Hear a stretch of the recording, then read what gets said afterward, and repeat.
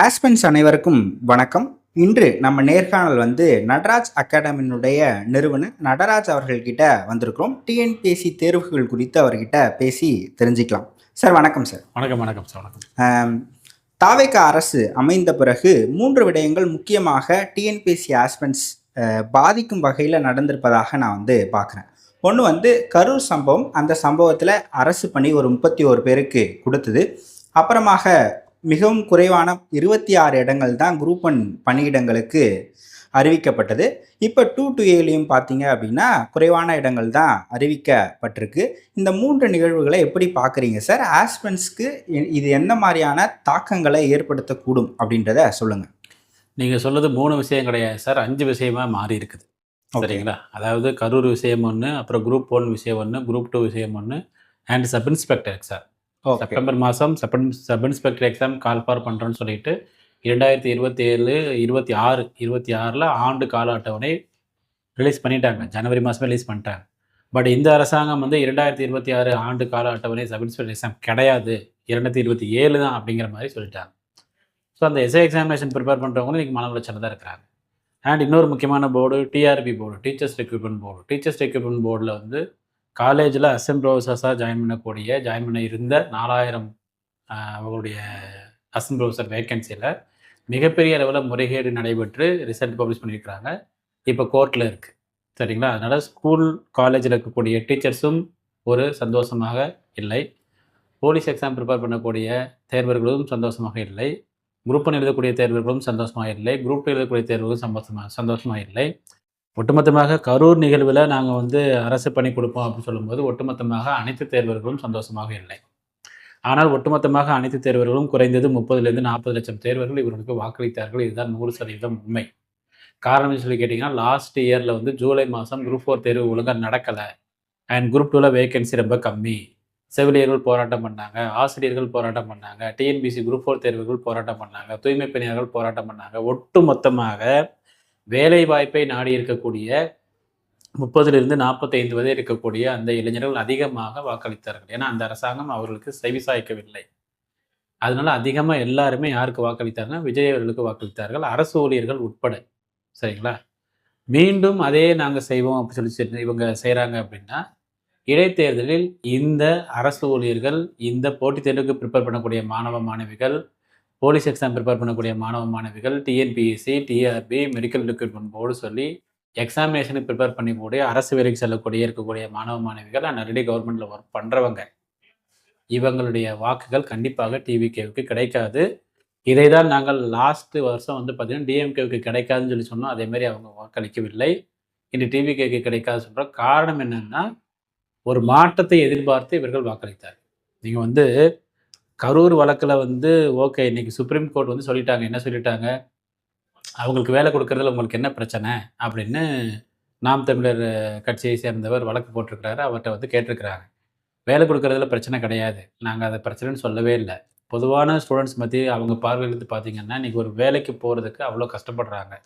குறைஞ்சது 5 to 6 வருஷம் அவங்க இளமையை தொலைக்கிறாங்க, காலத்தை தொலைக்கிறாங்க, பணத்தை பார்த்திங்கன்னா செலவு பண்ணி எல்லாத்தையும் விட்டு கொடுத்து அந்த அளவுக்கு உட்காந்து ப்ரிப்பேர் பண்ணி வேலைக்கு போகிறாங்க. அப்படிப்பட்ட ஒரு வேலையை நீங்கள் அரசு வேலையை இறந்தவங்களுக்கு நீங்கள் கொடுக்குறீங்க அப்படின்னா, நாளைக்கு இப்போ தனுஷ் கட்சி ஆரம்பிச்சிட்டாரு. தனுஷ் தமிழர் எழுச்சி கழகம்ங்கிற பேரில் ஒரு கட்சி ஆரம்பிச்சிட்டாருன்னு சொல்லி சொல்கிறாங்க. சரிங்களா? நாளைக்கு தனுஷ் ஒரு ஊருக்கு போகிறாரு, கூட்டம் போடுறாரு. அப்போது அந்த ஊரில் இருக்கக்கூடிய வயசான அப்பா அம்மா என்ன நினைப்பாங்க? நாளைக்கு தனுஷ் சிஎம் ஆகிட்டாரு அப்படின்னா நம்ம இந்த கூட்டத்துக்கு போயிடலாம், கூட்டத்துக்கு போய் நம்ம இறந்து போயிட்டோம்னா தனுஷ் சிஎம் ஆனால் நம்ம பிள்ளைங்களுக்கு வேலை கிடைக்கும். இந்த மாதிரி ஒரு எக்ஸாம்பிள் நடக்க ஆரம்பிச்சிச்சுன்னா என்ன பண்ணுவீங்க? உச்சநீதிமன்ற நீதிபதிகள் இப்படி கேட்டுக்கிறாங்க. ஒருவேளை அவர்கள் விஜய் ரசிகர்களாக இருக்கலாம், கேட்கறதுக்கு வாய்ப்பு இருக்குது. பட் சட்டம் பார்த்தீங்க அப்படின்னா எல்லாருக்கும் ஒன்று தான். மனிதாபிமானம்ங்கிறது விஜய் அவர்கள் மிகவும் மனிதாபிமானம் மிக்க ஒரு மனிதர். அந்த ஒரு காரணத்தினால தான் தன்னால் இந்த குடும்பங்கள் கஷ்டப்பட்டுருக்கிறாங்க, அதனால் நம்ம அரசு வேலை கொடுக்கணும்னு சொல்லி கொடுக்குறாரு. அவரை பொறுத்தளவு அது 100% சரி. அதாவது ஒட்டுமொத்தமாக ஒரு நிர்வாகம், ஒட்டுமொத்தமாக அரசு வேலைக்கு ப்ரிப்பேர் பண்ணக்கூடிய மாணவ மாணவிகள் அப்படி சொல்லி பார்த்தீங்க அப்படின்னா உண்மையிலே அந்த முடிவு தவறானது.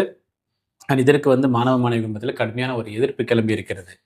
அண்ட் குரூப் 1 எக்ஸாம் சொல்லி கேட்டீங்க. குரூப் 1 எக்ஸாமினேஷனை பொறுத்தளவு குறைஞ்சது 65 வேகன்சி, மேக்ஸிமம் 200 வேகன்சி கடந்த 15 வருடங்களாக வந்திருக்குது.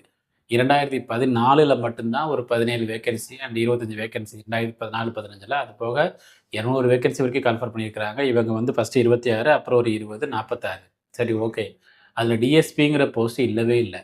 அப்போ டிஎஸ்பி வந்து நாட்டுக்கு தேவையில்லையா? காவல்துறையில் டிஎஸ்பிங்கிற போஸ்ட்டே தேவையில்லையா?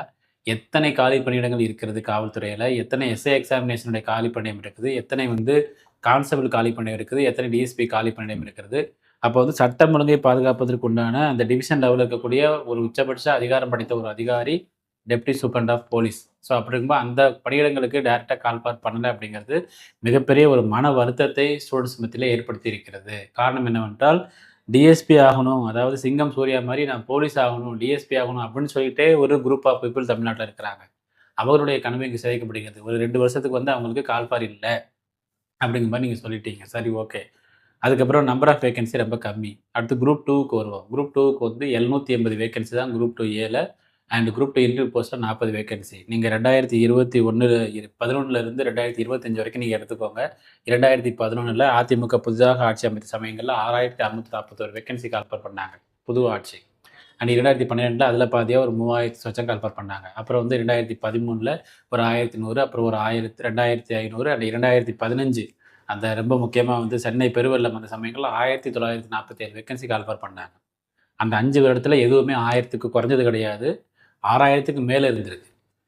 2016 to 21 எடப்பாடி பழனிசாமி அவர்கள் ஆட்சியில் இருக்கும்போது கூட 1100, 1300, 1800 அண்ட் 2000 அந்த 2020 கொரோனா டைமில் கூட 3000 வேகன்சி கால்ஃபர் பண்ணார் எடப்பாடி பழனிசாமி அவர்கள். அப்புறம் மீண்டும் இவர்கள் ஆட்சிக்கு வராங்க. இவங்க பின்னில் 2021 கொரோனா வேவ் இருக்கும்போது இவங்க வந்திருக்கிறதுனால அந்த 21 கால்ஃபர் பண்ணலை. But 22 6641 vacancy, 24 3500. ஸோ ஒட்டுமொத்தமாக வந்து பார்த்தீங்கன்னா ஆவரேஜாக 3000 வேகன்சி குரூப் 2க்கு லாஸ்ட் 15 இயர்ஸ் வந்துட்டே இருந்திருக்குது. சென்ற வருடம் டிஎம்கே வந்து பார்த்தீங்கன்னா வெறும் 650 to 700. அதுக்குண்டான பலனை தான் அவர்கள் அனுபவித்தார்கள். குரூப் 4 தேர்வையும் ஒழுங்காக நடத்தலை. குரூப் 2 வேகன்சி கம்மி. மாணவ மாணவிகள் யாருமே ஓட்டு போடலை, தேர்வர்கள் யாருமே ஓட்டு போடலை. ஸோ இதை தான் நாங்கள் வந்து மீண்டும் மீண்டும் சொல்கிறோம். நீங்கள் வந்து முதல்வர் அவர்கள் வந்து பார்த்தீங்கன்னா மிக சிறப்பாக ஆட்சி நடத்துகிறார், அவர் அப்படி இருக்கு, அப்படி செய்தார், இப்படி செஞ்ச எல்லா சமூக ஊடகங்கள் எல்லாம் வரும். பட் போட்டித் தேர்வு ப்ரிப்பேர் பண்ணக்கூடிய மாணவ மாணவிகளை பொறுத்த அளவு எங்களுக்கு வேகன்சி அதிகமாக இருக்கா, எங்களுக்கு அதிகமாக நீங்கள் எக்ஸாம் வச்சிங்களா, எங்களுக்கு ரிசல்ட் நீங்கள் உடனே போட்டிங்களா அப்படின்னா தான் ஓட்டு, இல்லைன்னா ஓட்டு கிடையாது. அதான் இந்த மாணவ மாணவியுடைய எண்ணம். அப்படி இருக்கும்போது நம்பி வாக்களித்தவர்கள் வந்து பார்த்தீங்கன்னா மிகப்பெரிய ஒரு ஏமாற்றத்தில் இன்று இருக்கிறார்கள் அப்படிங்கிறதா மிகவும் மறுக்க முடியாத ஒரு உண்மை. அதே நேரத்தில் குரூப் 1 கம்மியாக வந்துருச்சு, குரூப் 2 கம்மியாக வந்துச்சு, அப்போ குரூப் 4 என்ன ஆகும்? அது ஒரு பெரிய கேள்வி இருக்குது. 5000 வேகன்சி 10,000 வேகன்சி வரக்கூடிய இடத்துல வெறும் 1000 வேகன்சி வந்தால் என்ன செய்கிறது? அண்ட் எதுக்காக இதெல்லாம் நம்ம சுட்டி காட்டுறோம் அப்படின்னா, வேகன்சி காலி பணியிடங்கள் துறை வாரியாக அதிகமாக இருக்கிறது. முதல்வர் அவர்கள் இருக்கக்கூடிய அந்த நகர்ப்புற உள்ளாட்சி துறையில் வந்து பார்த்தீங்கன்னா ஊரக உள்ளாட்சித்துறை, நகர்ப்புற உள்ளாட்சி 2 சேர்ந்து 58,000 வேகன்சி காலி பணியிடம் இருக்குது. பொதுப்பணித்துறையில் இருக்கக்கூடிய ஆதவர்ஜனா அவங்க டிபார்ட்மெண்ட்டில் 34,000 வேகன்சி காலி பணியிடம் இருக்குது. ராஜ்மோகன் அவர்களுடைய நம்முடைய பள்ளிக்கல்வித்துறையில் தான் மிகவும் அதிகமாக 1,06,232 வேகன்சி காலி பணியிடம் இருக்குது. அண்ட் உயர்கல்வித்துறையில் வந்து ரொம்ப முக்கியமாக 23,000 வேகன்சி வந்து பார்த்தீங்கன்னா காலி பணியிடம் இருக்குது. மருத்துவத்துறையில் 75,000 வேகன்சி. இப்படி ஒட்டுமொத்தமாக வந்து பார்த்தீங்கன்னா பாதிக்கு பாதி வேக்கண்டாக இருக்குது. வெறும் 5 லட்சம் அரசு ஊழியர்கள் தான் இருக்கிறாங்க. 12 லட்சம் அரசு ஊழியர் இருக்க வேண்டிய இடத்துல 5 லட்சம் தான் இருக்கிறாங்க. அப்படின்னா அந்த வேலையை அவங்க எப்படி பார்க்க முடியும்? அந்த வேலை பளுன்னு ஒன்று இருக்குல்ல, அது எவ்வளோ மிகப்பெரிய ஒரு மன உளைச்சலை அவர்களுக்கு உண்டாக்கும் அப்படிங்கிறது வந்து. அண்டு 4,000 ரூபாய் நீங்கள் கொடுக்குறேன்னு சொல்கிறீங்க வேலையில்லா பட்டதாரிகளுக்கு. 64,40,000 வேலையில்லா பட்டதாரிகள் இருக்கிறாங்க. அவங்களுக்கு நீங்கள் 40,000 நீங்கள் கொடுக்குறீங்க அப்படின்னா ஒட்டுமொத்தமாக ஒரு மாதத்துக்கு உங்களுக்கு எவ்வளோ செலவாகும்? 2,000 கோடி ரூபா எனக்கு செலவாகும். ஒரு வருஷத்துக்கு வந்து பார்த்தீங்கன்னா 3 லட்சம் கோடி செலவாகும். உங்களை யார் 3 லட்சம் கோடி செலவு பண்ண சொல்கிறது? அதுக்கு பதிலாக ஒரு 5 லட்சம் வேகன்சி நீங்கள் கால்ஃபார் பண்ணுங்க, எடுங்க.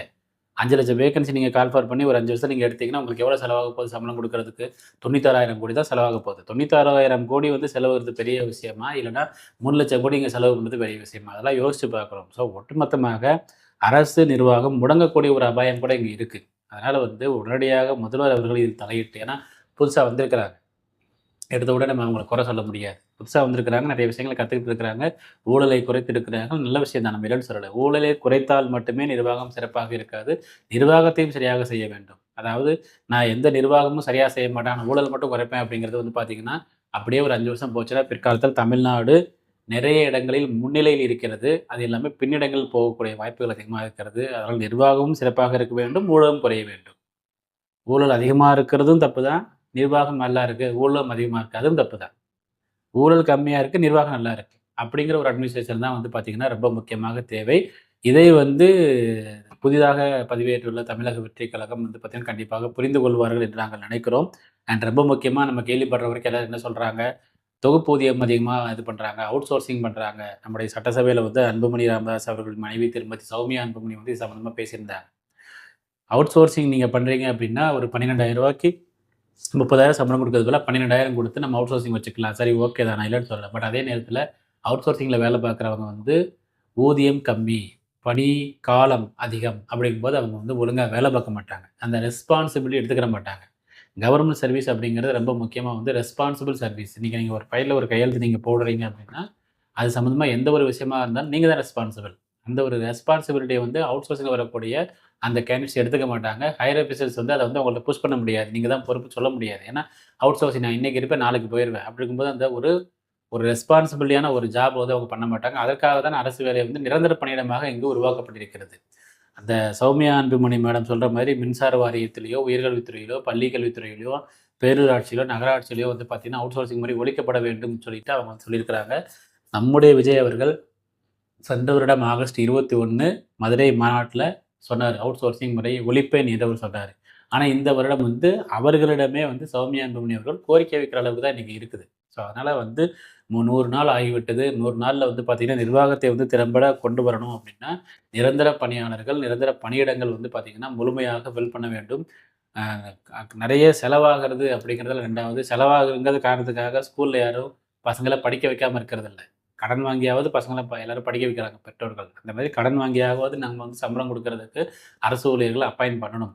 வேலை செய்றதுக்கு அங்க ஆளே இல்ல அப்படிங்கிற பட்சத்தில வந்து பார்த்தீங்கன்னா, இது வளர்ச்சி வந்து மிகப்பெரிய அளவுல வந்து கீழ்நோக்கி செல்வதற்கு வாய்ப்புகள் இங்க இருக்கிறது. ஓகே. இப்ப புதிதாக ஒரு அரசாங்கம் வந்திருக்கு. இதுல இருக்கிறவங்க யாருக்குமே ஆட்சி நிர்வாகத்துல பெரும்பாலானவர்கள் இளைஞர்களா இருக்கிறாங்க. ஆட்சி நிர்வாகத்திற்கு புதியவர்களா இருக்கிறாங்க. எல்லாருமே அரசு பணியாளர்கள் அல்லது அரசு துறையினுடைய செயலாளர்கள் அவங்கள கேட்டு தான் ஒர்க் பண்ற மாரி இருக்கும்.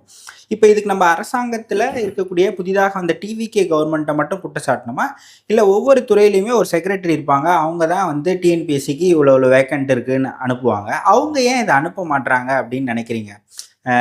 நிதி பற்றாக்குறை ஒரு மிக முக்கியமான காரணமா? இல்ல வேற ஏதாவது காரணங்கள் இருக்கும் அப்படின்னு நினைக்கிறீங்களா? அதாவது நிதித்துறை செயலாளர் ஒருத்தர் வருவாரு, வருவாய்த்துறை ஒரு செயலாளர் ஒருத்தர் வருவாரு. அவங்களுக்கெல்லாம் யாரும் ஓட்டு போடல. ஓட்டு போட்டது விஜய் அவர்களுக்கு. அப்ப விஜய் அவர்கள் தான் இத முன்னின்று வந்து பார்த்தீங்கன்னா, எல்லாமே வந்து பண்ணணும். நிதி செயலாளர் சொல்ல தான் செய்வாரு. நம்ம வந்து ஃபண்ட் இல்ல.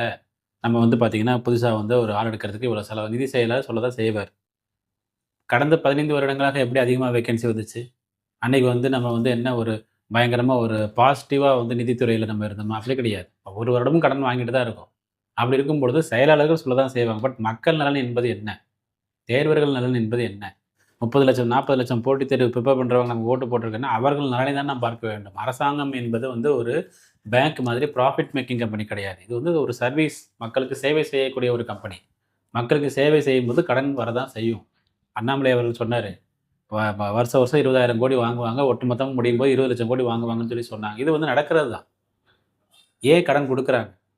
ஆர்பிஐ போன்ற பெரிய பெரிய நிறுவனங்கள் நமக்கு அதிக அளவுக்கு கடன் குடுப்பதற்கு காரணம் என்னன்னா, அதற்குண்டான வட்டியே கட்டக்கூடிய கெப்பாசிட்டி நம்மட்ட இருக்கு. ஏன்னா நம்மட்ட டெவலப்மெண்ட் இருக்கு. நம்மள வந்து பார்த்தீங்கன்னா, இன்கம் சோர்ஸ பல மடங்கு பெருக்கக்கூடிய ஒரு கெப்பாசிட்டி நம்மட்ட இருக்குங்கிறதுனால தான் வந்து கடன் குடுக்குறாங்க.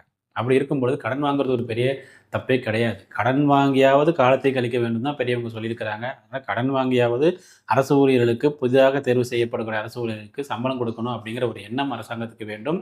இல்லை என்றால் இந்த முதலாளித்துவம் நம்ம வந்து பார்த்தீங்கன்னா, இதெல்லாம் நம்ம சொல்லிட்டு இருக்கிறோம். இல்லன்னா நீங்க என்ன ஆகும்? பிரைவேட்டைசேஷன் ஆயிரும். தனியார் மயம் ஆயிரும்.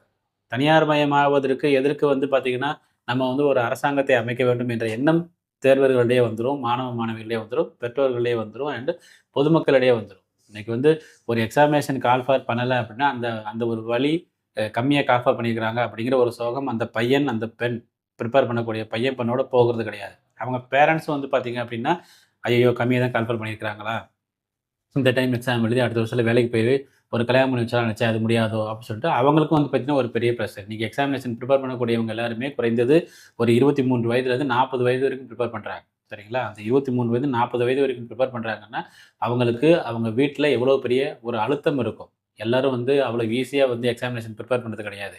1000 பிரச்சனைகள் இருக்குது. ஒருத்தங்க வந்து கல்யாணம் பண்ணிட்டு அதுக்கப்புறம் எக்ஸாமினேஷன் எழுத வர்றாங்க அப்படின்னா, அந்த ஒரு கோச்சிங் படிக்கிறாங்க. ஒரு 8000 ஃபீஸ் பே பண்ணி, ஒரு 10,000 ஃபீஸ் பே பண்ணி ஒரு கோச்சிங் படிக்கிறாங்க அப்படின்னா, அந்த வீட்ல அவங்களுக்கு அந்த படிப்பதற்கு உண்டான ஒரு சூழ்நிலை, அந்த ஃபீஸ கட்டுறதுக்கு உண்டான ஒரு கெப்பாசிட்டி, அதையும் மீறி வீட்டு வேலையெல்லாம் பார்த்துட்டு, பசங்கள ஸ்கூலுக்கு அனுப்பிட்டு, பொண்ணுங்களுக்கு ஸ்கூலுக்கு அனுப்பிட்டு, 11 மணிக்கு உட்காந்து 1 மணிக்கு உட்காந்து படிச்சுட்டு, அப்புறம் லஞ்ச் செஞ்சுட்டு, ஸ்கூல்ல போய் பிள்ளைங்கள கூட்டிட்டு வந்துட்டு, சாயந்தரம் ஸ்கூல்ல பிள்ளைங்களுக்கு வீட்டு பாடம் சொல்லிக் குடுத்து, 8 மணிக்கு மேல நைட்டு 12 மணி வரைக்கும் உட்காந்து படிக்கக்கூடிய அந்த ஹவுஸ் ஒய்ஃப்லாம் இருக்கிறாங்க. அவங்கலாம் எத நம்பி இருக்கிறாங்க? யாரை நம்பி இருக்கிறாங்க? அந்த மாதிரி பெண்மணிகள் நெறைய பேர் வாக்களித்திருக்கிறார்கள். அப்படி இருக்கும் பொழுது, நீங்க அசால்ட்டா வந்து ஒரு 750 வேக்கன்சி தான். இதுல ஒரு 40 வேக்கன்சி இல்லன்னா பரவால்ல. காலி பணியிடம் இருக்குதே. 6,00,000 காலி பணியிடம் இருக்குதே. நேத்து அன்புமணி ராமதாஸ் சார் கூட சொல்லியிருக்கிறாரு. 6,00,000 காலி பணியிடம் இருக்குது. இந்த 5 ஆண்டுகள்ல 2,00,000 பேர் ரிட்டயர்ட் ஆவாங்க. 8,00,000 காலி பணியிடம் இருக்குது. 8,00,000 காலி பணியிடத்துல அட்லீஸ்ட் நீங்க ஒரு 3,00,000 காலி பணியிடமா ஃபில் பண்ணா தான் அரசாங்கம் ரன் ஆகுங்கிறத அவர் ரொம்ப தெளிவா சொல்றாரு. அப்படி இருக்கும் பொழுது, காலி பணியிடம் இல்லை, அனைத்து வேக்கன்சி ஃபில் ஆயிருச்சு அப்படின்னா பரவால்ல. பாதிக்கு பாதி காலி பணியிடம் இருக்கும் பொழுது, நான் வந்து ஒரு ஒரு 10% கூட நான் வந்து எக்ஸாமினேஷனுக்கு வந்து நான் அந்த பணியிடத்த ஃபில் பண்ண மாட்டேன் அப்படிங்கிறது வந்து பார்த்தீங்கன்னா, மிகப்பெரிய ஒரு மன உளைச்சலை தேர்வர்களையே ஏற்படுத்தியிருக்கிறது. ஓகே. இப்ப எல்லாரும் குரல் குடுத்தாங்க. குரூப் 1ல ஒரு 20 வேக்கன்சி ஏத்திருக்காங்க. கூடுதலாக சொல்லியிருக்கிறாங்க. இப்ப இந்த குரூப் 2 2ஏக்கும் ஆஸ்பிரண்ட்ஸ் அதுக்கப்புறமாக அகாடமிஸ்லாம் குரல் கொடுக்கும்போது, இது உயர்வதற்கான வாய்ப்புகள் இருக்கு அப்படின்னு நினைக்கிறீங்களா? இல்ல வாய்ப்பு இருக்கு. நீங்க குரூப் 1ல வந்து ஒரு 26 தான் கால்ஃபார் பண்ணியிருந்தாங்க. அப்புறம் 20 வேக்கன்சி கூட்டியிருக்கிறாங்க. பட் என்ன அப்படின்னா வந்து அந்த எக்ஸாமினேஷன் அப்ளை பண்ணி முடிச்சாச்சு. முடிச்சதுக்கப்புறம் கூட்டுறாங்க. பட் குரூப் 2ல அப்படி பண்ணக்கூடாது. குரூப் 2ல நாங்க என்ன பண்றோம் அப்படின்னா, 1 மாசம் எக்ஸாமினேஷன் அப்ளை பண்றதுக்கு இருக்குது அப்படின்னா, அந்த 1 மாசத்துக்குள்ள வேக்கன்சி எவ்வளோ இன்க்ரீஸ் பண்ண முடியுமோ பண்ணிருங்க. நீங்க எக்ஸாமினேஷன் அப்ளை பண்ணி முடிப்பதற்கு அந்த காலம் போனதுக்கு அப்புறம் நீங்க வந்து ஒரு 500 வேக்கன்சி கூட்டுறீங்க, 600 வேக்கன்சி கூட்டுறீங்க அப்படின்னா, நெறைய பேர் வாய்ப்பை இழந்து விடுவார்கள். கம்மியா அப்ளை பண்ணாம விட்டுருவாங்கன்றீங்க. அப்ளை பண்ணாம விட்டுருவாங்க. ஸோ அதனால நம்ம என்ன சொல்றோம் அப்படின்னா, எவ்வளோ சீக்கிரம் முடியுமோ அவ்வளோ சீக்கிரம் வந்து நீங்க வந்து வேக்கன்சி இன்க்ரீஸ் பண்ணதுக்குண்டான விஷயத்த பண்ணணும். சட்டசபை நடந்துட்டு இருக்குது. சட்டசபையில அனௌன்ஸ் பண்ணலாம். மாணவ, மாணவிகள் வந்து பார்த்தீங்கன்னா, தேர்வுகள் உங்களுக்காக வாக்களித்திருக்கிறார்கள். அந்த மன்றத்திலே நீங்க வந்து பார்த்தீங்கன்னா, அத வந்து அனௌன்ஸ் பண்ணலாம்.